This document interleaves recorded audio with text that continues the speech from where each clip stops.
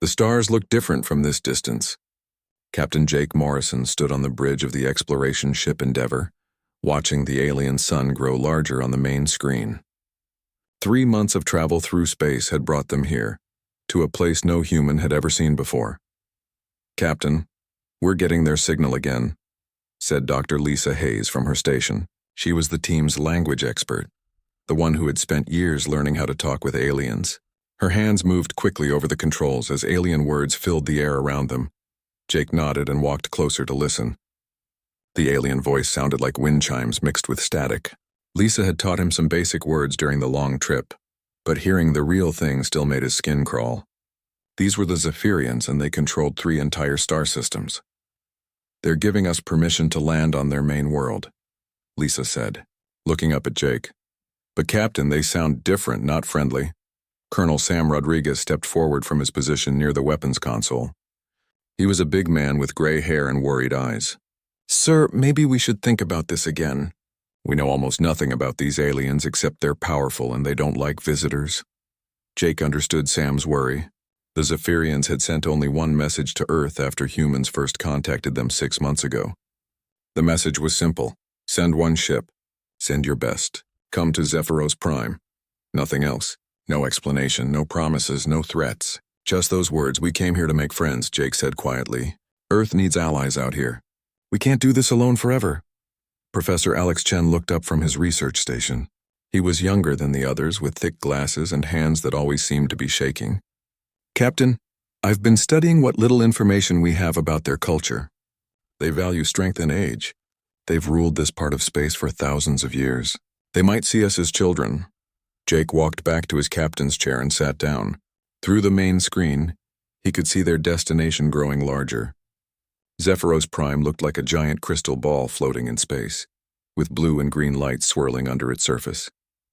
Even from far away, it looked ancient and powerful. "How long until we reach their world?" Jake asked. 2 hours, sir," answered Lieutenant Pete Williams from the pilot station. Jake closed his eyes for a moment. He thought about Earth, about the billions of people counting on this mission. Humans had spread to 12 worlds in the last 50 years, but they were still alone in space. Every other intelligent species they had met was either too primitive to help or too far away to matter. The Zephyrians were different. They were close, they were advanced, and they controlled important trade routes that could help human colonies grow. "Sir?" Lisa's voice brought him back to the present. "I'm getting another message from the planet. They want us to follow a specific flight path. No deviation allowed. Do what they say," Jake ordered. The next 2 hours passed slowly. The Endeavour followed the alien flight path through a maze of space stations and defense platforms. Jake counted at least 50 weapon platforms, each one bigger than his entire ship. The message was clear. The Zephyrians could destroy them in seconds if they wanted to. As they got closer to the planet's surface, Jake could see cities made of crystal growing up from the ground like frozen trees.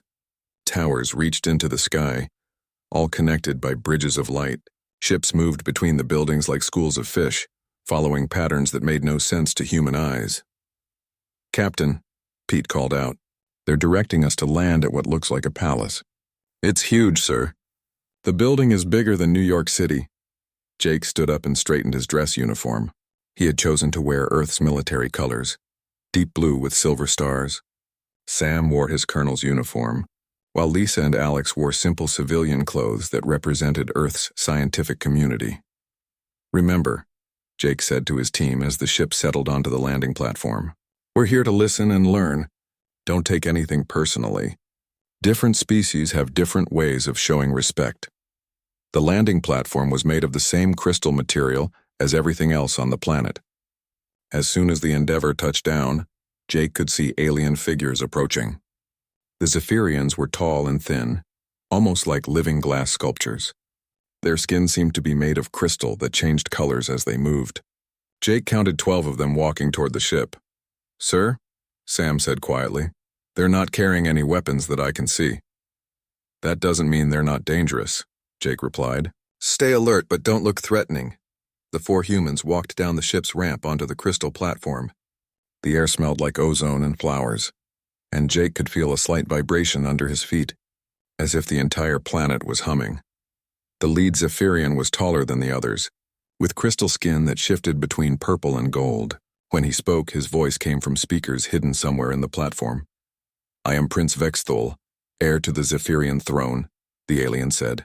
His words were clear but cold. "You are the representatives of the species that calls itself human." Jake stepped forward and bowed slightly, the way Lisa had taught him. "Your Highness, I am Captain Jake Morrison of Earth. We are honored to meet you and grateful for your invitation." Prince Vexthul's crystal skin shifted to a darker purple. The other Zephyrians made sounds that might have been laughter. Jake felt his stomach tighten, but he kept his face calm. "Honored," the prince repeated, and his skin flashed bright red. "You should be honored. You soft-skinned primitives who crawled from mud should be grateful to even stand in the presence of true civilization." Jake felt Sam tense up beside him, but he didn't move. Lisa's face had gone pale, and Alex was staring at the ground. Prince Vexthul began walking around the human group like a predator circling prey. "Look at you," he continued. "Weak flesh wrapped around fragile bones. You probably live for what, 100 of your tiny years? We have ruled the stars since before your species learned to make fire." The prince stopped in front of Jake and leaned down. "Your crude metal toys that you call starships are amusing. Did you really think you could impress us with such primitive technology? We were crossing between stars when your world was still covered in ice." Jake looked directly into the alien's crystal eyes and said nothing. "We received your pathetic request for an alliance," Prince Vexthul said, his skin now glowing bright orange. "Humans want to trade with the Zephyrian Empire. Humans want protection from the dangers of space. Humans want to be our friends." The other Zephyrians made more of those laughing sounds. "What could you possibly offer us?" the prince asked. "What does a species of mudcrawlers have that could interest the masters of 3 star systems?" Jake remained perfectly still, his face showing no emotion. He could feel his team's eyes on him, waiting for his response. The crystal platform hummed beneath his feet, and alien laughter echoed around them. Prince Vexthul waited, clearly expecting some kind of defense or angry response. When none came, he laughed again. "Nothing to say?" the prince asked. "No protests about human achievements? No claims about your potential? How disappointing."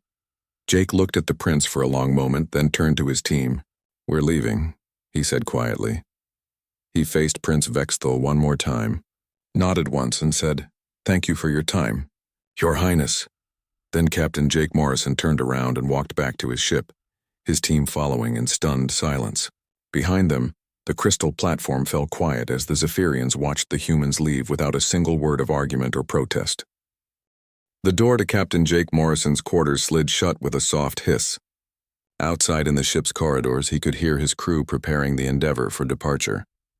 The engines hummed to life, and Jake felt the familiar vibration through the metal floor as they lifted off from the crystal platform. Jake sat at his small desk and stared at the blank computer screen in front of him. His hands rested calmly in his lap, but his mind was racing. He replayed every moment of the encounter with Prince Vexthul. Every word, every gesture, every detail about the alien palace and its technology. A knock on his door interrupted his thoughts. "Come in," he said. Dr. Lisa Hayes entered, followed by Colonel Sam Rodriguez and Professor Alex Chen. All 3 looked upset and confused. Lisa's usually neat hair was messy, and Sam's face was red with anger. "Captain," Lisa began, "we need to talk about what just happened down there." Jake turned his chair to face them. "Sit down," he said quietly. Sam remained standing, his hands clenched into fists. "Sir, with respect, that alien prince just insulted our entire species. He called us primitives and mudcrawlers. He laughed at our technology and our offer of friendship. We can't just let that go." "What would you have me do, Colonel?" Jake asked. "Fight back," Sam said loudly. "Defend humanity's honor. Show them we're not afraid of their threats. Send a message to Earth requesting a battle fleet. Make them respect us." Alex pushed his glasses up his nose nervously. "Sam's right, Captain. From what I know about their culture, they only respect strength. By walking away, we might have made ourselves look weak." Lisa nodded in agreement. "The way you handled it was very calm, but sir, they're going to think we're cowards. Word will spread to other alien species. This could hurt all future diplomatic missions." Jake listened to them without speaking. When they finished, he stood up and walked to the small window in his quarters. Through it, he could see Zephyros Prime growing smaller as they moved away from the planet. "Are you planning to report this as a failure?" Lisa asked. Earth Command will want to know what happened. I'll send a report, Jake said simply. What will you tell them? Sam demanded. That we got insulted and ran away? That the Zephyrians think humans are worthless? Jake turned back to face his team. His expression was calm, almost peaceful. I'll tell them the truth. That diplomatic contact was established and that we learned what we needed to learn. Alex looked confused. What did we learn, sir? Other than the fact that they hate us? Jake walked back to his desk and activated his computer. We learned everything, Professor. We learned how they think, how they act, what they value, and most importantly, what they don't see. I don't understand, Lisa said. Jake began typing on his computer. You will, he said. For now, I need you all to write detailed reports about everything you observed. Every piece of technology, every cultural detail, every conversation, everything. Sam shook his head. Captain, I still think we should recommend military action.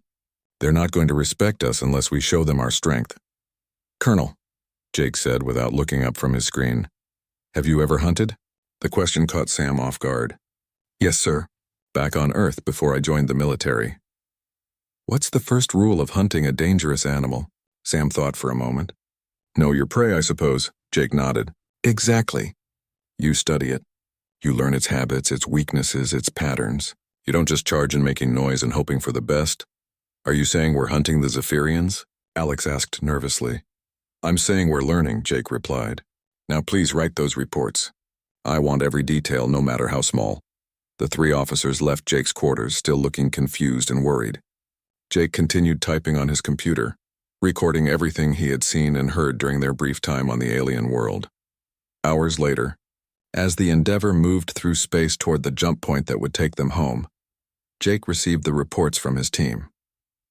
Lisa had written 20 pages about Zephyrian language patterns and social behavior. Sam had documented their military defenses and technology. Alex had noted cultural details and architectural observations. Jake read every word carefully, then began his own analysis. He made notes about the crystal technology that seemed to be alive somehow. He wrote about the way the Zephyrians moved and communicated. He analyzed Prince Vexthal's behavior and the reactions of the other aliens during the encounter.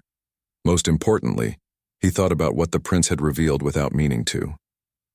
The arrogance, the assumption that humans were too primitive to be a threat, the way they had allowed a human ship to land in their most secure location without even searching it first, the casual dismissal of human technology without bothering to study it. A week passed as the Endeavour traveled through space. Jake's team gradually stopped asking him about his plans. They could see he was working on something, but he didn't share details. He spent most of his time in his quarters, reading, analyzing, and planning. Dr. Hayes tried to talk to him one more time as they approached the jump point to human space. Captain, she said, the crew is worried. You haven't said anything about what we're going to do next. Are we really just going home and forgetting about this? Jake looked up from his computer. Lisa, what do you think Prince Vexthal is doing right now? She thought about it. Probably bragging to his friends about how he scared off the humans. Exactly, Jake said. He's telling everyone how easily he dismissed us, how we ran away without even trying to defend ourselves. He's probably forgotten we exist already. Doesn't that bother you? Jake smiled for the first time since they had left the alien world. No, Lisa, it doesn't bother me at all. That night, Jake sent his report to Earth Command. It was much shorter than anyone expected. Diplomatic mission to Zephyrian Empire completed. First contact established with Prince Vexthal, heir to throne. Cultural assessment successful. Detailed analysis attached. Recommend continued observation of Zephyrian activities. No immediate action required. Request permission to return to normal duties. Captain Morrison, commanding USS Endeavour. Back on Zephyros Prime, Prince Vexthal was indeed bragging about his encounter with the humans. In the crystal halls of the royal palace, he entertained other nobles with stories about the pathetic aliens who had come begging for friendship. You should have seen them, he told a gathering of young Zephyrian aristocrats. 4 little creatures in their silly clothes, trying to look important. When I told them what I really thought of their species, they just stood there like frightened younglings. The other aliens laughed and made comments about human weakness. Prince Vexthal's crystal skin glowed with pride as he continued his story. The best part was when their leader, this Captain Morrison, couldn't think of anything to say. He just nodded like a servant and walked away. No arguments, no protests, no defense of his species.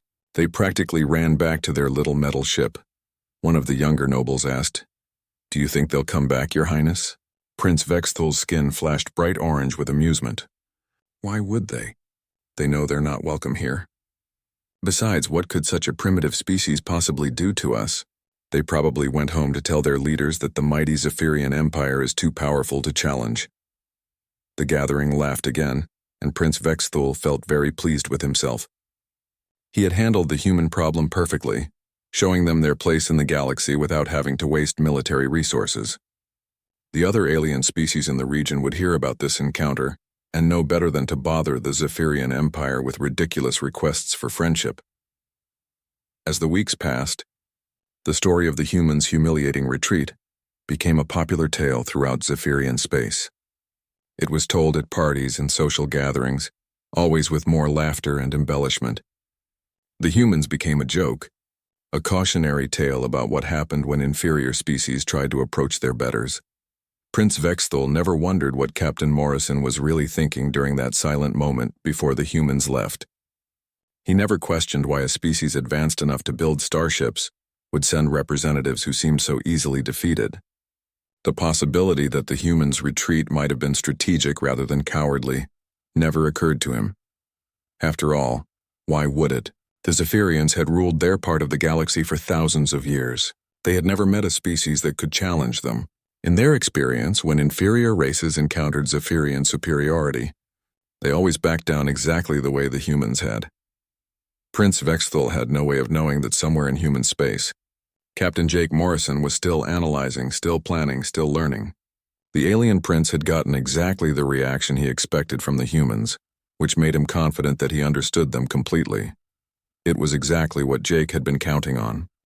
2 years had passed since the Endeavor returned from Zephyrian space. Earth had changed in that time, and so had Jake Morrison. He now wore the stars of an admiral on his uniform and commanded the largest space fleet humanity had ever built. Jake stood in the command center of the battleship Liberty, watching the stars through the massive view screen. Around him, dozens of officers worked at their stations, monitoring communications from across human space. The room hummed with quiet efficiency, but Jake could sense the tension underneath. Everyone was waiting. "Admiral," called Captain Beth Parker from her position at the communications station, "we're getting another report from the outer colonies. The Rigel system says they've detected unknown ships near their space." Jake nodded without turning around. "Same pattern as the others?" "Yes, sir. Large ships, crystal construction, advanced technology. They scan the colony worlds but don't make contact. Then they disappear."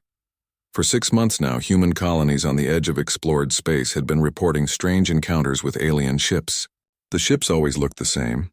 Massive crystal vessels that appeared without warning, studied human settlements from a distance, then vanished before anyone could communicate with them. Jake knew who they were. The Zephyrians were scouting human space, mapping their colonies, learning their defenses. It was exactly what he had expected them to do eventually. "Admiral," said Colonel Danny Foster, Jake's military advisor, "maybe we should send patrol ships to the outer systems.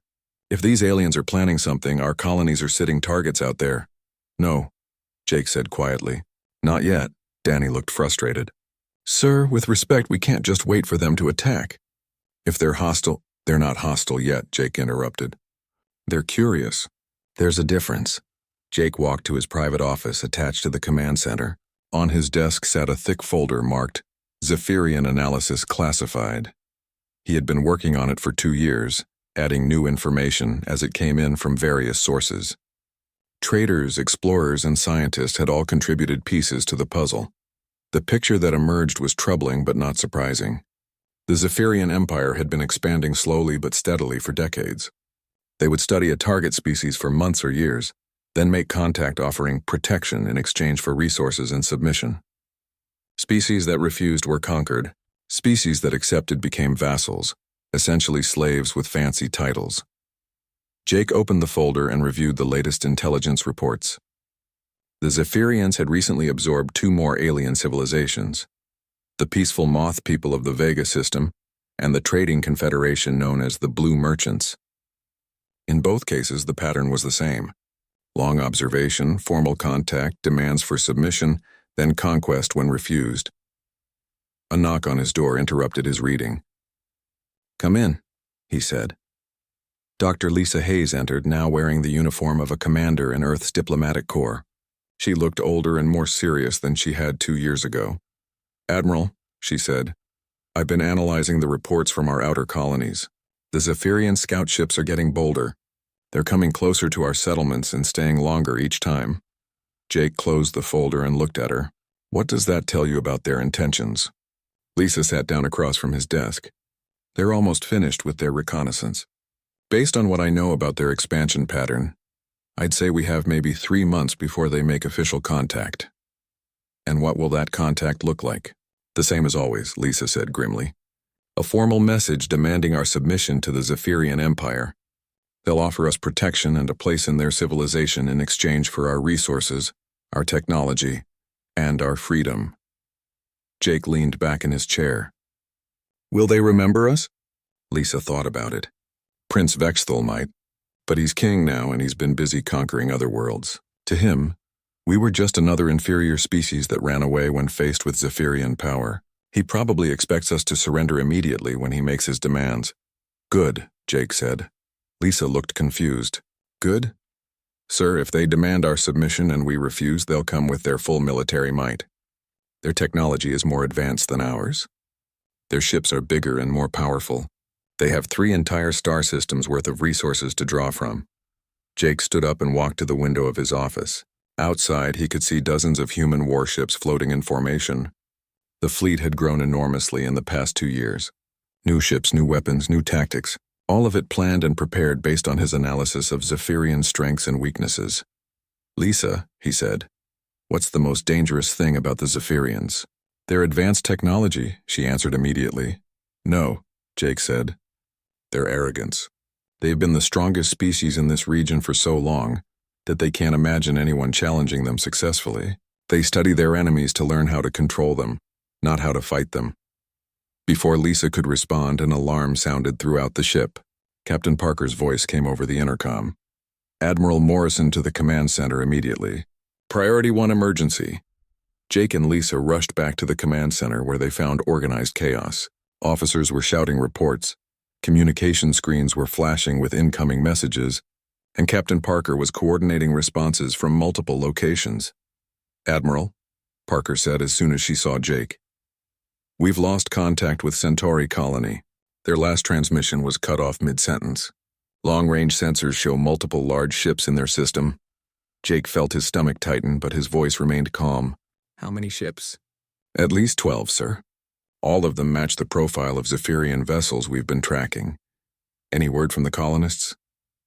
Captain Parker shook her head. "Nothing, sir. Complete communications blackout. But we're detecting energy signatures consistent with weapon fire." The command center fell silent except for the humming of equipment. Everyone was looking at Jake, waiting for his orders. Centauri Colony was home to 50,000 civilians, farmers, scientists, teachers, children, all of them now under attack by alien forces. "Sir," Colonel Foster said urgently, "we need to respond immediately. The 5th Fleet is only 2 days away from Centauri. We could—" "No," Jake said firmly. "Admiral, those are our people," Foster protested. "We can't abandon them." Jake walked to the main display screen, which now showed a map of human space with Centauri Colony marked in flashing red. "Colonel, if we send the 5th Fleet charging in without proper intelligence, we'll lose both our ships and our people." "Then what do we do?" Foster demanded. Jake was quiet for a long moment, thinking. Everyone in the command center waited for his response. Finally, he turned to Captain Parker. "Send a coded message to all fleet commanders," he said. "Full communication blackout starting immediately. No ship is to respond to any alien contact without direct orders from this vessel." "Sir," Parker said carefully, "are you expecting the Zephyrians to try to communicate with us?" "Yes," Jake said. Soon, he was right. 3 hours later, a message arrived on all human communication frequencies. It was broadcast from Centauri Colony, but the voice speaking was not human. "Attention humans of Earth," the message began in perfect English. The voice was familiar to Jake and his team. It was King Vexthal, former prince of the Zephyrian Empire. "I am King Vexthal, ruler of the Zephyrian Empire. Your colony at Centauri has been brought under our protection. The humans living there are now subjects of the Empire and will be relocated to serve our needs. Jake listened to the message with no expression on his face, but inside he felt a cold anger building. Lisa and Colonel Foster watched him carefully, wondering how he would react. This is what happens, the message continued. To mud crawlers who venture too far from their burrow. Your species is weak and primitive, but you may yet serve a purpose under Zephyrian rule. The message ended with coordinates and a time limit. King Vexthul was demanding that Earth's leaders come to Centauri colony within 1 week to discuss terms of surrender for the entire human race. The command center was completely silent when the message ended. Finally, Colonel Foster spoke up. Admiral, we have to respond. We can't let them think we're afraid. Jake looked at the communication console and then at his staff. For a moment, it seemed like he might order an immediate military response. Instead, he did something that shocked everyone in the room. He sat down at the communication station and began typing a message addressed directly to King Vexthul. The message was short and formal. Your Majesty, we have received your communication regarding Centauri colony. We request the immediate release of all human civilians and reparations for damages to colonial property. We await your response. Admiral Jake Morrison, Earth Defense Force. Colonel Foster stared at Jake in disbelief. Sir, you're negotiating with them? After they attacked our colony? Jake sent the message and stood up. Colonel, have you ever seen a trap being set? A trap, sir? Jake smiled slightly. Sometimes the best way to catch a dangerous animal is to let it think it's already won. King Vexthul stood in his crystal throne room on Zephyros Prime, surrounded by his advisors and generals. The massive chamber glowed with soft blue light, and holographic displays showed the locations of his fleets throughout the galaxy. He was reviewing reports from the successful attack on the human colony when his communication officer approached. Your Majesty, the officer said, his crystal skin flickering with nervous yellow colors. We have received a response from the humans. Vexthul's skin shifted to an amused orange. Already? I expected them to cower in silence for at least a few days. What do they say? The officer activated a holographic display that showed Jake's message floating in the air. Vexthul read it once, then again, his skin colors changing from orange to deep red to bright purple. Admiral Jake Morrison, he said slowly. That name sounds familiar. General Kethvar, his military commander, stepped forward. Your Majesty, Morrison was the human who led the pathetic diplomatic mission 2 years ago, the one who ran away when you dismissed him. Vexthul's crystalline features twisted into what might have been a smile. Of course, the coward who couldn't even defend his own species with words. And now he thinks he can make demands of me? The throne room filled with the musical laughter of the Zephyrian court. Several nobles made comments about human stupidity and inferior thinking. What should we do with his message, Your Majesty? The communication officer asked. Vexthul thought for a moment, his skin cycling through several colors. Broadcast my response across all frequencies. I want every human in their pathetic space empire to hear this. I want them to know that their so-called leader is the same coward who fled from me before. The king moved to his communication throne, an elaborate crystal chair that amplified his voice across space. When he spoke, his words would reach not only Earth but every human colony and ship in known space. Admiral Morrison, Vexthul began, his voice dripping with contempt. I remember you now. You are the frightened little creature who came crawling to my palace years ago, begging for friendship.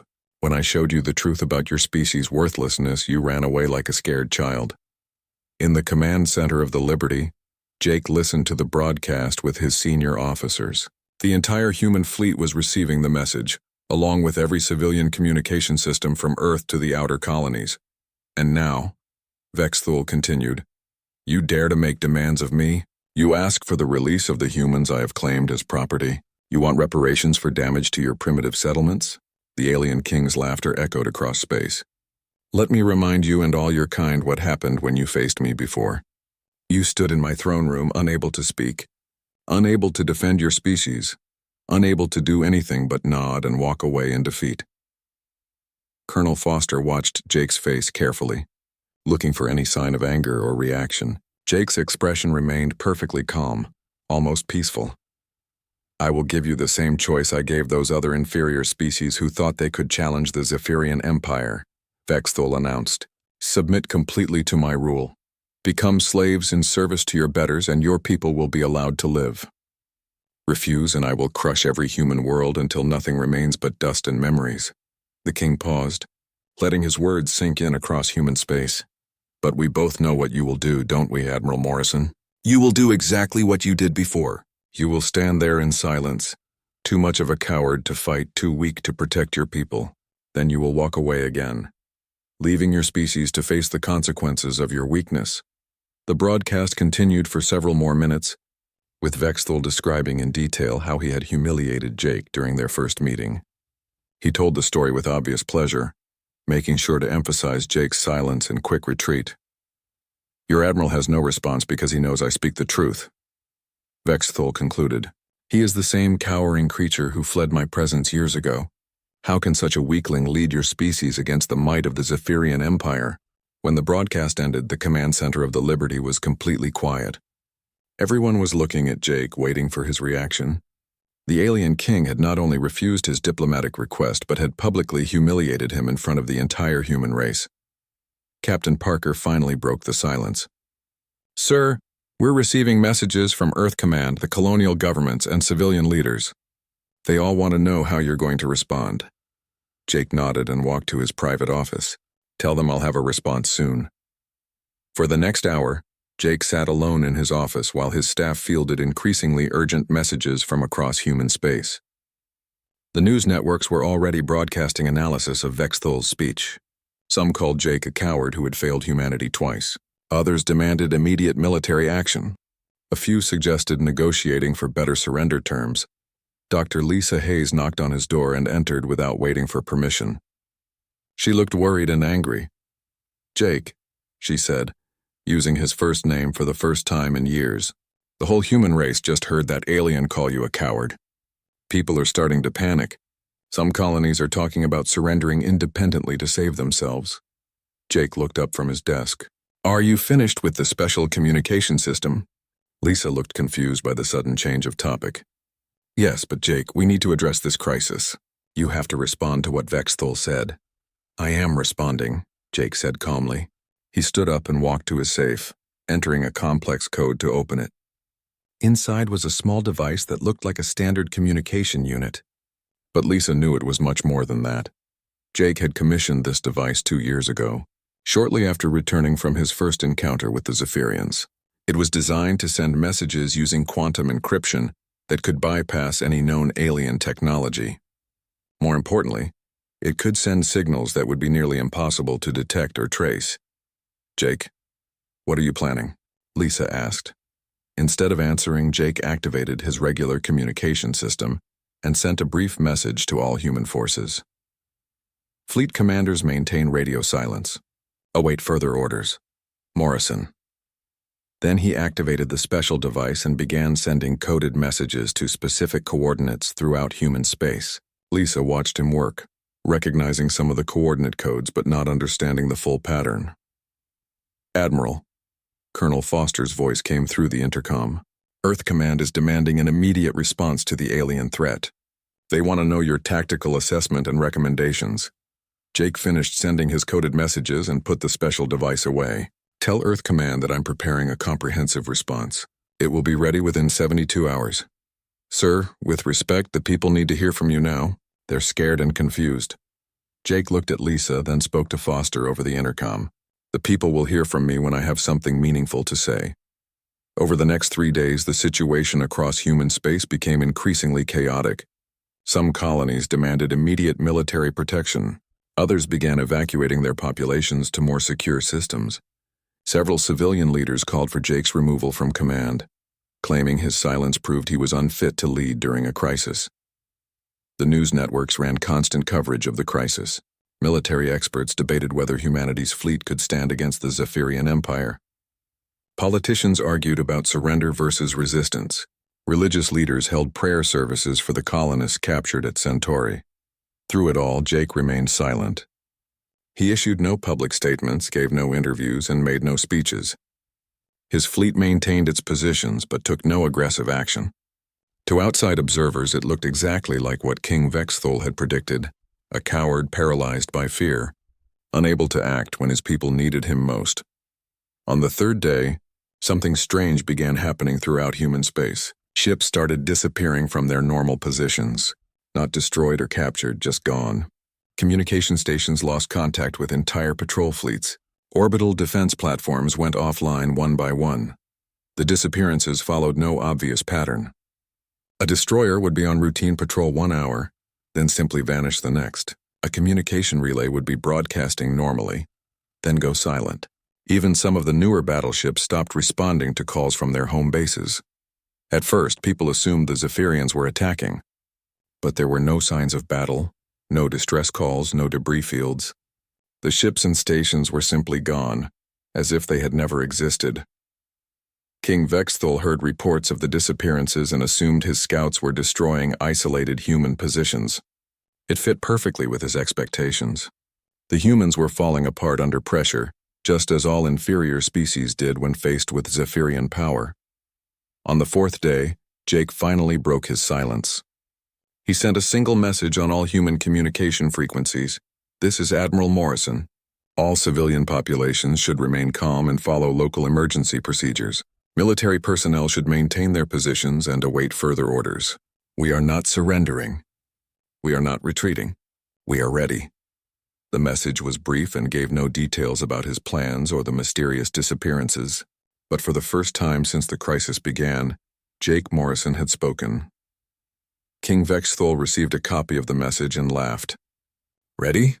he said to his court. "Ready for what? To run away again?"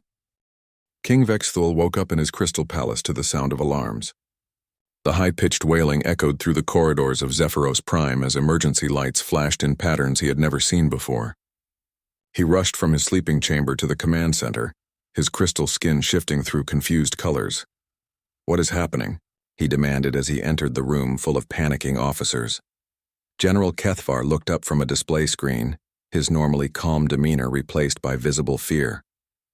"Your Majesty, we have a problem. A big problem." "Speak clearly," Vexthul ordered. "Human ships, Your Majesty. Everywhere." Vexthul's skin flashed bright red with anger. "What do you mean, everywhere?" "How many ships?" "We don't know, sir. They appeared simultaneously at every major strategic point in our empire. Our homeworlds, our military bases, our trade routes, our communication stations. They're just sitting there." Vexthul moved to the main display screen, which showed a map of the entire Zephyrian Empire. Tiny red dots marked the locations of human vessels throughout all 3 star systems. There were hundreds of them, positioned with perfect precision at every important location in Zephyrian space. "How is this possible?" Vexthul whispered. "Our defense networks should have detected them days ago." "That's just it, Your Majesty," said Commander Zixtal from the sensor station. "They didn't come from outside our territory. They were already here.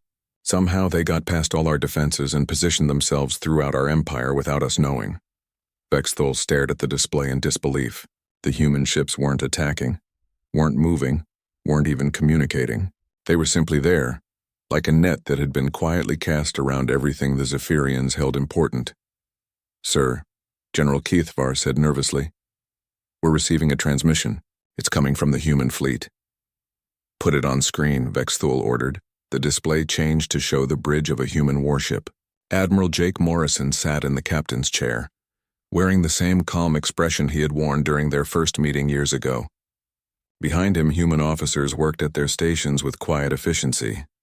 "Your Majesty," Jake said politely, "I've returned as requested." Vexthul's skin cycled through several colors before settling on a dark purple that indicated extreme anger mixed with confusion. "Morrison, how did you get your ships into our space without being detected?" Jake smiled slightly. "The same way I got information about your empire for the past 2 years. You never bothered to look for us because you assumed we were too primitive to be a threat." "Impossible," Vexthul snarled. "Our technology is superior to yours. Our sensors would have detected any human vessels entering our territory." "Your sensors are designed to detect ships traveling through normal space," Jake explained calmly. "They're very good at finding vessels that move the way Zephyrian ships move. But you never studied human technology closely enough to understand how our ships actually work." General Kethavar leaned forward. "What is he talking about, Your Majesty?" Jake continued as if he had heard the question. "During our first meeting, you dismissed human technology as crude metal toys. You never investigated our capabilities because you were so certain of your own superiority. That was your first mistake." Vexthul's crystal features twisted with rage. "You dare lecture me about mistakes?" "Your second mistake," Jake said, ignoring the interruption, "was attacking Centauri colony. That gave me legal justification under human law to respond with military force. Before that attack, I was just preparing for a possible future conflict. After the attack, I was authorized to defend human space by any means necessary." "You're bluffing," Vexthul said, but his skin color showed uncertainty. "Even if you somehow got ships into our territory, you can't possibly have enough firepower to threaten the entire Zephyrian Empire." Jake leaned forward in his chair. "Your Majesty, look at your tactical display again. Count the ships." Vexthul turned to the main screen and his crystal skin went completely colorless with shock. The red dots representing human ships had multiplied. What had been hundreds of vessels was now thousands. They surrounded every Zephyrian world, every space station, every military installation. "How many ships do you have?" Vexthul whispered. "Enough," Jake replied simply. "For 2 years, while you were congratulating yourself on humiliating the primitive humans, we were building the largest fleet in human history. We studied your empire, learned your weaknesses, and positioned our forces for maximum strategic advantage." Commander Zixtal looked up from his station with terror in his crystalline eyes.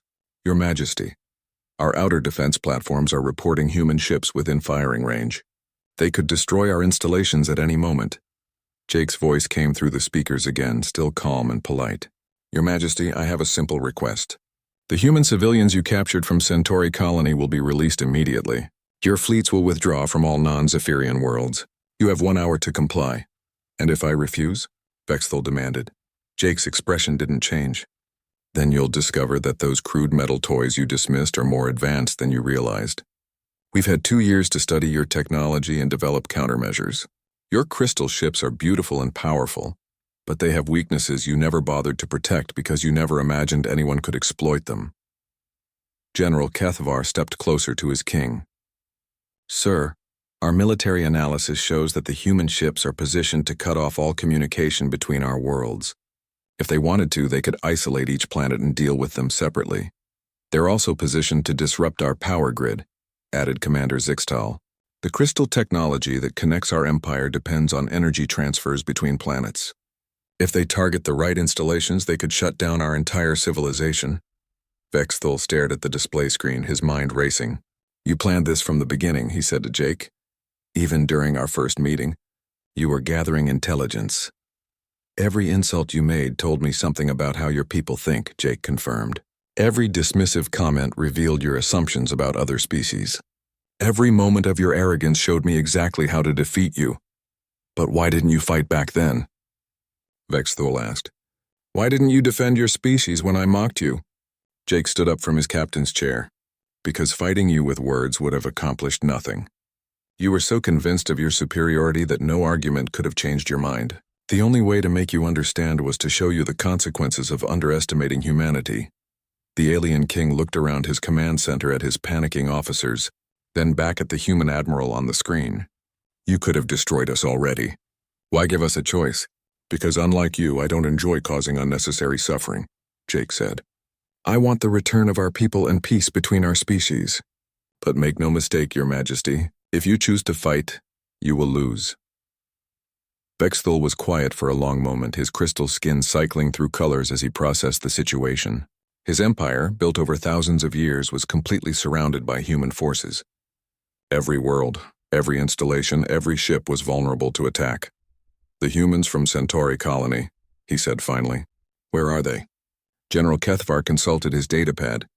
"They're being held on the prison world of Kethmore, Your Majesty. They're unharmed but confined." Vexthul nodded slowly. "Release them immediately. Send them back to human space under escort." "Your Majesty," General Kethavar protested, "if we surrender to these demands, every species in the galaxy will think the Zephyrian Empire is weak." Vexthul looked at his general, then at the display showing thousands of human ships surrounding his empire. "General, we are surrounded by an enemy fleet that got into position without us even knowing they were there. An enemy whose technology we dismissed as primitive. An enemy whose leader we insulted and humiliated, thinking it made us strong. He turned back to face Jake on the screen. Admiral Morrison, you have your victory. The human colonists will be released within 6 hours. Our fleets will withdraw from contested territories. In return, I assume you'll withdraw your ships from our space? Jake nodded. As soon as our people are safely returned and your forces have withdrawn, my fleet will return to human space. We have no interest in conquest, only in protecting our own. One question, Admiral, Vexthul said. What would you have done if I had treated you with respect during our first meeting? Jake considered the question carefully. We probably would have become allies, Your Majesty. Humans value strength, but we value honor more. If you had shown respect for our delegation, we would have worked together as equals. Vexthul's crystal skin showed deep blue, the color of regret among his people. I was taught that showing respect to inferior species was a sign of weakness. Perhaps, Jake said quietly. The weakness was in assuming other species were inferior without bothering to learn about them. The transmission ended, leaving King Vexthul alone with his thoughts and his defeated empire. Around him, his officers began the process of surrendering to demands from a species they had dismissed as primitive mudcrawlers. 6 hours later, the human colonists from Centauri were released and safely returned to human space. The Zephyrian fleets withdrew from all contested territories, and Admiral Jake Morrison's massive fleet vanished.